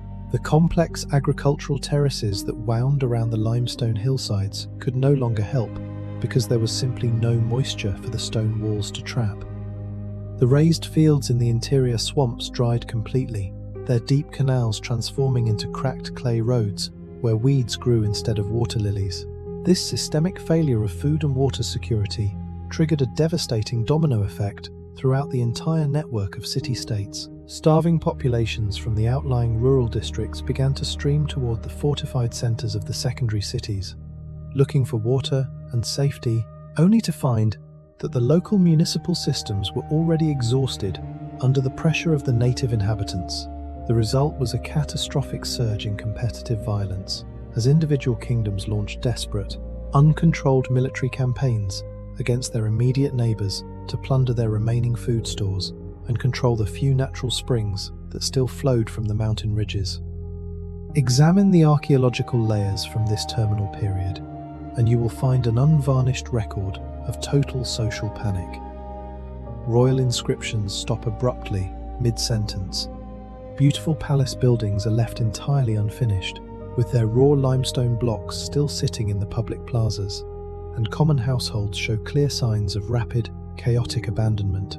Walk through the empty residential wards of a city like Aguatica, and you can see precious jade necklaces, carved shell ornaments, and highly specialized stone tools left scattered right on the kitchen floors, covered by the thick layer of charcoal that marks the final burning of the city by an invading force. The people did not have the luxury to pack their belongings or prepare for a structured migration. They simply ran into the deep woods with whatever they could carry in their hands as the defensive walls collapsed around them. This chronic disintegration of trade, agriculture, and civic order meant that the traditional urban core could no longer function as a living entity. The vast network of roads that had kept the remote jungle outposts connected grew completely silent, transformed into empty white tracks, where the fast-growing weeds began to split the plaster work. The great marketplace plazas that had once buzzed with the barter of cacao beans, salt, and jade were entirely abandoned, their woven awnings rotted away under the hot sun to leave only empty stone spaces covered in grey dust. The loss of life across the lowlands during these decades of megadrought was staggering, driven not only by the direct violence of the local wars, but by the invisible, systematic slaughter of chronic famine and spreading waterborne pandemics. Skeletons discovered in the shallow, mass graves from this period reveal that nearly 3/4 of the children died before reaching their 5th year, their tiny bones showing the porous scars of total iron deficiency and absolute starvation. The magnificent stone empires, which had successfully pushed back the wilderness to build a paradise of science and high art, were completely helpless against the basic biological arithmetic of a world without water. Yet, as the common people died or fled toward the northern coast, the final remnants of the royal elite remained trapped within their monumental stone cages, unable to imagine a world outside the parameters of their divine status. They continued to perform the traditional rituals, their movements slow and heavy with the exhaustion of a dying order. They sat within their quiet limestone chambers, wrapped in their faded cotton blankets and heavy jade beads, looking out over a silent, deforested landscape where the only motion was the rising of the hot dust from the dead fields. They understood that their eternity had failed, that the cosmic contract which had justified their privileges had been broken permanently by forces that no calendar could ever control. The shared psychological world of the classic Maya had reached its definitive end, leaving behind a vast graveyard of red pyramids and empty palaces that waited in the absolute silence of the tropical night. As the long evening wraps its heavy, dark canvas around the crumbling monuments of these parched empires, the frantic illusions of human history recede completely into the night. The grand reservoirs and the broken causeways wait in the dark, their dry limestone pores soaking up the first cold drops of the midnight dew, a silent reminder of how quickly the grandest masterpieces of human engineering can transform into monuments of vulnerability when they forget to balance their ambitions with the finite reserves of the earth. The story of the Great Maya Drought is a rich, haunting text, written directly into the bone of the soil, a memory of crisis and transformation that continues to whisper across the centuries to anyone who is willing to quiet their mind and listen beyond the monuments. Feel the absolute stillness of your room tonight. Allow your breathing to sink into a heavy, continuous, natural rhythm, and surrender to the safe darkness of the night as we prepare to trace the silent, sorrowful path of the Great Migration away from the cities of stone. The frantic momentum of architectural expansion and institutional competition slowly dissolves into a profound, suffocating silence across the parched Central American lowlands as the unyielding arithmetic of famine forces humanity to initiate a vast, disorganized retreat from the magnificent sanctuaries of stone. This is the sorrowful, quiet dawn of the Great Maya Migration, a historical chapter defined not by the grand clash of weapons or the catastrophic fire of external invasions, but by the slow, continuous rustle of bare feet moving softly over decaying leaves away from the cities that had once promised eternity. To truly feel the immense weight of this quiet evacuation before the aggressive green wilderness entirely reclaimed the public plazas, we must allow our nighttime minds to settle completely into the heavy, slow-paced cadence of a people returning to the deep forest. The abandonment of the great classic metropolises like Tikal, Copan, and Palenque did not occur in a single, terrified afternoon or a single week of sudden panic. It was a creeping, generation-long evaporation, a slow realization among the common agricultural families that the grand social contract which had bound them to the divine kings had been broken permanently by the unyielding clear skies. Imagine standing within the secondary residential suburbs of a dying city-state during a remarkably cold, rainless midnight near the end of the 9th century. The air around you is completely still, holding none of the ancient, vibrant noises of grinding corn or ceramic pottery making. Instead, the atmosphere is thin, dry, and saturated, with the faint, ghostly scent of cooling limestone dust and old ash drifting from empty cooking hearths. Listen closely to the dissolving acoustic reality of this quiet exodus, where humanity is systematically unpacking the architecture of its prestige. You can hear the soft, continuous shuffling of a small, extended family packing their remaining life into woven cotton bags. The low, mournful groan of a grandmother resting her calloused hand against the doorpost of a mud brick home she will never see again, and the dry light clicking of small jade talismans being placed into the hands of children as they prepare to step into the uncharted darkness of the mountain trails. The surrounding jungle remains an absolute, watchful shadow, no longer kept at bay by the fire and axes of the state, its trailing vines already creeping over the outer terrace walls like dark fingers reaching for the domestic spaces. This great migration was a profound, decentralized movement driven by individual choice and family survival. As the centralized distribution of water from the royal reservoirs failed completely, and the fields became nothing but cracked white-grey clay, the local communities stopped looking to the red pyramids for salvation. They understood that the divine authority of their leaders was hollow, that the astronomical calculations could not produce a single drop of rain, and that to remain within the massive stone structures was to accept absolute starvation and disease. One by one, neighborhood by neighborhood, the common people gathered their basic tools and walked away, turning their backs on the grand plazas that had once echoed with the footsteps of thousands of devotees. They did not look back at the beautifully carved stelae or the towering monuments that detailed the glorious deeds of their dynasties. Their eyes were focused entirely on the immediate ground before them, looking for any trace of moisture, any wild roots, or any small forest stream that might keep their loved ones alive for another day. The trajectory of this migration flowed outward in multiple directions across the landscape. Thousands of families from the parched southern lowlands traveled northward toward the Yucatan Peninsula, where the unique presence of natural limestone sinkholes, known as cenotes, offered a direct, reliable connection to the deep, subterranean water tables. Others climbed higher into the southern mountains of Guatemala and Chiapas, seeking out the cooler cloud forests and permanent mountain rivers that could still support the cultivation of small corn plots. Along these exhausting trails, the traditional social hierarchies that had defined classic Maya civilization dissolved completely into the dust. To Maya, there were no special privileges or noble titles on the migration routes. A court artisan, a royal architect, and a simple farmer walked side by side, their bare feet caked in the same dark forest mud, their shoulders bearing the exact same heavy baskets of survival supplies. Watch the young mother as she rests beside a giant mahogany tree during a humid late afternoon, her fingers gently smoothing the hair of her infant son, who sleeps wrapped in a worn cotton wrap. She does not possess any jade beads or embroidered noble dresses.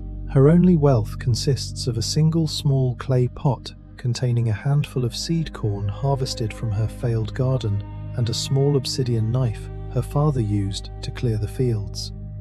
She listens to the immense silence of the forest around her, a deep green space that holds no memory of kings or calendars, realizing that her survival does not depend on the grand architecture of stone, but on her ability to listen to the ancient, quiet language of the trees and soil. This slow decentralization of the population transformed the nature of Maya culture, shifting it away from monumental urbanism back toward a simpler, highly resilient village existence. They did not forget their language, their mathematics, or their deep astronomical traditions. They simply chose to pack these ideas into their oral folklore and daily habits, rather than carving them into massive limestone monuments that required the systemic exploitation of their communities. Back in the grand empty centers, the final lines of the royal elite were left entirely alone, isolated within the monumental landscapes they had constructed to validate their eternity. Without the agricultural labor of the common farmers to grow food, without the woodcutters to fuel the lime kilns, and without the artisans to carve the monuments, the great palaces became silent, dusty, stone prisons. The few rulers who remained refused to join the migration, unable to imagine a life where they were not treated as sacred intermediaries between the earth and stars. They sat within their dark limestone rooms, their heavy jade earspools clinking softly in the night breeze, watching the slow, cold fog of the jungle roll across the empty public plazas. They performed the traditional bloodletting rituals until their fingers were scarred and weak, burning the last remnants of their sacred bark paper in empty ceramic plates, completely aware that the universe had closed its ears to their songs. The physical architecture of their power began to crumble rapidly without continuous human maintenance. The thick layers of burnt lime plaster that protected the pyramids from the torrential tropical downpours grew thin and cracked, allowing the moisture to sink deep into the core of the masonry. Small seeds of the strangler fig tree, deposited by birds onto the high temple ledges, found purchase in these tiny cracks, sending out thin hair-like roots that slid silently between the limestone blocks. Over decades, these roots expanded exponentially, turning into thick, woody muscles that pried the heavy, chiseled stones apart, causing the grand stucco portraits of the kings to shatter and slide down the temple steps into the rising weeds below. The sound of this transitional century was a slow, majestic dissolution, the dull, distant thud of a corbelled stone vault collapsing inside an empty palace gallery, the soft rustle of dry leaves accumulating in the central throne rooms, and the long, continuous howling of howler monkeys, reclaiming the high temple roofs as their native territory. The great classic world had not vanished into a mystical void or a separate dimension. It had simply laid down its burdens, allowing the frantic illusions of political history to be completely covered by the slow, merciful canvas of the natural world. The people who walked away did not build new vertical empires. They established small, highly adaptable farming towns along the coasts and river mouths, choosing a lifestyle of sustainability and localized balance over the dangerous demands of monumental prestige. They carried the true essence of their civilization inside their minds, passing down the old agricultural calendars and creation stories through bedtime whispers and fireside tales, ensuring that the human spirit of the Maya would outlast the physical survival of their monuments. As the deep midnight hours stretch completely over the lonely ruins of these stone kingdoms, the modern world falls away into absolute darkness, leaving behind only the slow, rhythmic cadence of the forest wind. The grand causeways that once carried the brilliant processions of kings and priests are now covered by a thick carpet of green moss and trailing ivy, their straight lines blurred until they look like nothing more than natural ridges in the earth. The story of the Great Migration is a rich, haunting reminder that human survival does not depend on the density of our stone structures or the grand size of our empires, but on our willingness to adapt, to let go of our pride, and to walk back into harmony with the living systems of the earth. Breathe in the absolute stillness of the night. Allow your shoulders to drop completely, and let your thoughts drift away onto the quiet forest trails as we prepare to watch the wilderness complete its slow, beautiful reclamation of the stone empires. The slow, unhurried breath of the tropical wilderness operates on a geological canvas that entirely dwarfs the temporary vanity of human architecture, waiting with a cold, absolute patience to dissolve the proudest monuments of men back into the primeval clay. This is the long twilight century of total environmental reclamation, an era where the immense stone metropolises, completely emptied of their dense human populations, are systematically dismantled by the quiet, muscular expansion of the rainforest. To truly lose our daytime thoughts within this magnificent slow-motion absorption before the memory of the kingdoms turned into myth, we must allow our evening mind to settle completely into the rhythmic, silent industry of the trees. The jungle did not invade the empty cities like an aggressive, screaming army. It entered the grand plastered plazas softly, traveling on the microscopic wings of the wind and the damp bellies of forest birds, depositing the tiny seeds of its eternity directly into the open pores of the limestone. Imagine standing within the central ceremonial plaza of a completely abandoned kingdom like Palenque or Copan during a perfectly still winter midnight in the 10th century. The air around you is remarkably cool, thick with moisture, and entirely saturated with the heavy, rich perfume of damp moss, decomposing timber, and the clean mineral trace of wet stone. Listen to the patient, mechanical choreography of this silent conquest, where nature is systematically erasing the geometric straight lines carved by human ambition. You can hear the microscopic ticking of lime plaster cracking under the safe pressure of the night dew, the soft continuous dripping of rainwater sliding down the smooth stone belly of a carved hieroglyphic stela, and the low, collective rustle of giant cedar and cedar roots, sliding inch by inch through the ancient masonry. The surrounding forest has become the absolute ruler of this space, its green canopy closing tightly over the high temple roofs like a heavy emerald curtain drawn across a finished play. The primary mechanism of this beautiful structural destruction was the relentless growth of the strangler fig and ceiba trees. For centuries, human labor crews had spent their days scraping the weeds from the public squares and coating the monuments in thick layers of white protective plaster. But now, without the constant defense of the fire and stone axes, the porous limestone became a welcoming cradle for the forest pioneers. A single seed of the sacred ceiba tree, falling into a tiny fracture atop a royal pyramid, would send out a thin, thread-like root that travelled down the outer face of the stones, searching for the hidden reservoirs of moisture buried deep within the core of the masonry. Over decades of continuous tropical heat and summer downpours, this root expanded into a thick, woody muscle, its internal hydraulic pressure expanding with an iron determination that pried the heavy chiseled blocks apart. Watch the monumental portrait of a classic astronomer, King, as it sits on the face of a high temple terrace during a late summer afternoon. His stucco eyes, which had looked down for generations upon thousands of singing devotees, are now covered by a delicate lace of lime-loving ferns and grey lichen.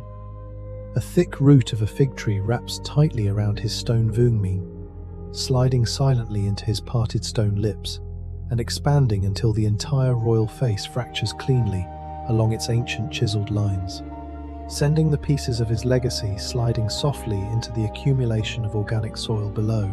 This was not a degradation of the landscape, but a majestic redistribution of life, as the nutrients trapped within the limestone monuments were systematically reclaimed by the hungry roots of the Dainan. The grand public plazas, which had once shined with a blinding white plaster finish under the intense midday sun, were the next sectors to dissolve.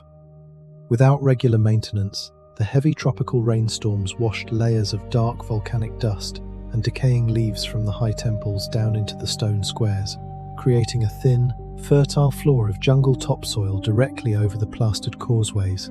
Within a single generation, wild grasses, fast-growing scrub, and trailing vines covered the Sakbiab highways, blurring their straight lines until they looked like nothing more than natural ridges winding through the forest floor.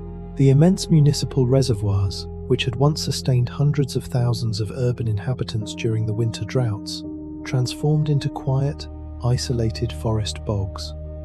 Their plastered sides were completely hidden beneath dense colonies of white water lilies, while large tropical ferns lined the banks, their broad fronds dipping silently into the dark water.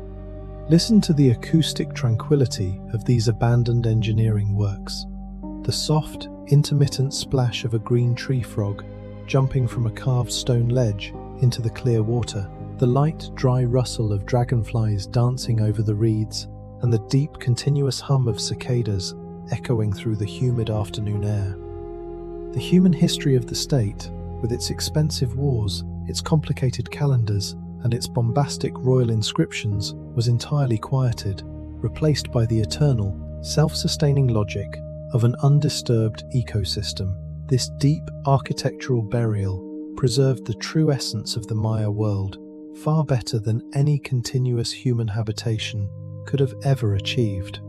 Sealed beneath a thick protective cushion of green moss, wet soil, and heavy tree trunks, the delicate details of their high art remained entirely safe from the destructive erosion of the atmosphere and the changing politics of later centuries. The intricate glyphic texts on the sides of the stelae, telling stories of long-faded alliances and royal dances, were covered by thick layers of soft velvet moss that kept the limestone crisp and unweathered. The royal burial vaults, hidden deep within the dark cores of the pyramids, slept in absolute stone isolation, their jade necklaces and painted ceramic vases resting undisturbed beside the bones of the rulers who had once claimed the sun as their immediate ancestor. The cities became silent stone ghosts, sleeping under an emerald sheet, completely invisible to the outside world, their presence known only to the local birds and the jaguars, who used the cool, airy galleries of the empty palaces as their private night shelters. Watch the great stone throne of a forgotten king as it rests inside a high-vaulted council chamber during the deep hours of the evening. There are no longer any elite scribes or noble administrators whispering political strategies or plotting proxy wars along its sides. Instead, a large male jaguar moves softly through the open gallery, his heavy spotted fur brushing against the carved limestone figures of the captive lords, his breath slow and rhythmic in the quiet room. He leaps effortlessly onto the smooth surface of the throne, his soft paws finding perfect purchase where the divine Kuhul Ajor had once sat in his heavy jade regalia. He lies down completely, his chin resting across his front limbs, his amber eyes scanning the dark courtyard outside, where the massive pyramids rise like ancient mountains. Power has not vanished from this space, it has simply changed its form, returning from the fragile artifice of human institutions back to the raw, unvarnished grace of the animal world. This slow, beautiful transformation turned the reality of the Maya civilization into a fluid, haunting whisper that echoed across the centuries. The people who had migrated away continued to live in smaller, decentralized villages along the margins of the Great Forest, maintaining their ancestral language and agricultural wisdom without the need for monumental displays of state power. They knew that the ancient stone cities were still out there, buried deep within the green heart of the lowlands, treating them not as frightening graveyards, but as sacred ancestral shrines where the spirits of the kings and astronomers still calculated the parameters of time. When the first European explorers arrived centuries later, hacking their way painfully through the dense undergrowth with steel machetes, they would look at the towering green mounds and believe they were looking at natural hills, completely unaware that a few feet beneath the roots of the giant cedar trees lay the masterpieces of an entire human renaissance. They would find the stone empires only when a single limestone block, pried loose by a tree root, tumbled down the slope to reveal the immaculate carving of a human face, or a cosmic zero underneath the green veil. It was a discovery that proved that the history of humanity is never a straight line of permanent material progress, but a beautiful, fragile cycle of rise, expansion, and quiet return to the balance of the earth. As the long velvet hours of the night stretch completely over the sleeping ruins of these stone empires, the frantic noise of modern existence disappears entirely into the dark, leaving behind only the slow, rhythmic cadence of the ancient forest. The grand causeways and the broken pyramids wait in the absolute darkness, their limestone pores soaking up the cold moisture of the evening fog, a silent, comforting reminder of how gracefully the natural world can heal the scars of human ambition when left to its own eternal patience. The story of the jungle's reclamation is a rich, haunting text written directly into the fabric of the woods, a memory of silence and transformation that continues to whisper across the generations to anyone who is willing to calm their active mind and listen to the old echoes. Breathe out all the remaining tensions of your long day. Let your mind drift away completely onto the quiet paths of the green canopy and surrender to the safe darkness of the night as we prepare to step into the final chapter of our journey, where we trace the lasting design of this lost world and find our own reflection within the mirror of the empires of stone. The slow, quiet dissolution of stone empires beneath the eternal velvet canvas of the rainforest leaves behind a legacy that is entirely detached from the temporary dynamics of political power, turning the lost history of the classic Maya into a profound, liquid mirror held up to the face of our own modern world. This is the final chapter of our midnight journey, a peaceful sanctuary of total reflection, where the heavy dust of centuries settles completely to reveal the enduring human truth that outlasted the physical collapse of the Great Pyramids. To truly receive the deep treatly written into these quiet ruins before the absolute silence of sleep takes your mind, we must allow the frantic, artificial speed of the present hour to slip away entirely into the dark. The story of the Maya is not a dry chronicle of an extinct people who vanished without a trace. It is a fluid, continuous lesson in adaptation, a reminder that civilizations do not truly die when their stone structures crumble, but when they forget how to live in active harmony with the basic biological parameters of the earth. Imagine traveling forward across the vast gulf of generations to stand along the edge of a modern archaeological camp during a perfectly still, tropical midnight.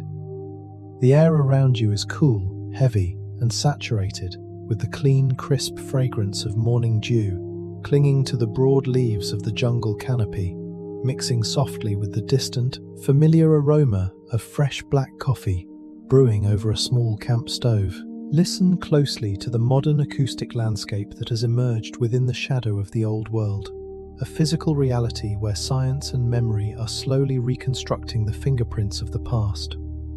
You can hear the light, rhythmic scratching of an excavator's fine brush, cleaning a layer of dark soil from a buried limestone step, the low hum of a digital laser scanner projecting millions of invisible beams through the thick green leaves to trace the straight lines of forgotten causeways hidden beneath the mud, and the soft, continuous murmur of local indigenous guides as they sit around a small campfire, speaking the exact same Chorti or Yucatec language that their ancestors used to calculate the movement of Venus 1,000 years ago. This is the ultimate beautiful realization of the Maya trajectory. The grand stone metropolises are silent. The divine lineages of the astronomer kings are entirely gone, yet the human soul of the culture remains remarkably alive, breathing softly through the daily thoiquen and vocabulary of millions of descendants who still cultivate corn in the highlands and lowlands of Central America. When modern observers look at the towering green mounds of Tikal or Palenque, they often experience a sensation of romantic melancholy, view the collapse as a tragic failure of human intelligence. But as we look deeper through the mirror of deep history, we perceive that the abandonment of the stone cities was not an act of submission, but a spectacular declaration of human resilience. When the ecological limits of their overextended urban spaces became intolerable, and the institutional arrogance of the kings could no longer guarantee water or food, the common people did not accept a slow death inside their magnificent architectural traps. They chose to let go of their monuments. They broke the sacred spell of the Red Pyramids, packed the true wealth of their astronomical and agricultural wisdom into oral folklore, and walked back into the safety of the deep forest, choosing sustainability over prestige and life over structural permanence. It is a lesson that addresses our own generation with an immediate, undeniable urgency. We live in a global civilization that builds vertical towers of concrete and glass, operates on complex digital calendars, and manipulates the natural ecosystems of our planet with an unprecedented mechanical force. Like the classic Maya kings, we often sit within our climate-controlled limestone chambers, looking at our economic models and technical charts, entirely blind to the reality that our topsoil is growing thin, our freshwater reserves are retreating, and our global climate cycle is becoming increasingly unstable beneath the weight of our ambitions. The ruins of Copan and Calakmul are not foreign curiosities. They are portraits of our potential future, warnings carved into the texture of the earth to remind us that no amount of mathematical genius, artistic refinement, or political power can protect a society if it breaks its fundamental contract with the living earth. Every moss-covered stone block that has tumbled down the steep stairs of an empty temple is a silent word in a continental sentence that tells us to count our resources carefully, to share our burdens with humility, and to always leave room for the wild forest to breathe. For beauty does not reside in the permanent dominance of our architecture, but in our ability to adjust our steps to match the natural rhythm of creation and loss. Watch the moon tonight as it reaches its highest point in the clear sky, casting its long silver fingers across the open window of your room, identical to the way it illuminated the plastered observatories of the classic lowlands centuries ago. The stars continue their long, predictable dances across the dark void, completely indifferent to the rise and fall of human empires, yet offering a steady, reliable anchor for anyone who is willing to quiet their mind and watch the night. The mathematical zero of the Maya is not an empty absence, but a safe baseline of absolute rest, a place where all cycles return to balance before beginning their next long revolution around the sun. Let your active thoughts return to that sacred zero tonight. Let go of the heavy burdens of your daytime schedule Set aside the frantic anxieties of your personal history and allow your body to sink fully into the absolute safety of the quiet room. There are no temples to construct tonight, no complex calendars to calculate, and no wilderness to conquer. The forest is asleep, the canals are still, and the stone empires have finally completed their long return to the peace of the clay. The story we have traced together across the centuries is now a permanent capsule of memory inside your mind, a quiet whisper of human endurance that will watch over your rest and guide you into a deep, rejuvenating sleep. Feel the heavy, comforting weight of the darkness around you. Allow your eyelids to close completely under the slow cadence of your breath, and trust that the earth will hold your history safe until the arrival of the morning light. Only the memory remains. Only the story endures. Good night.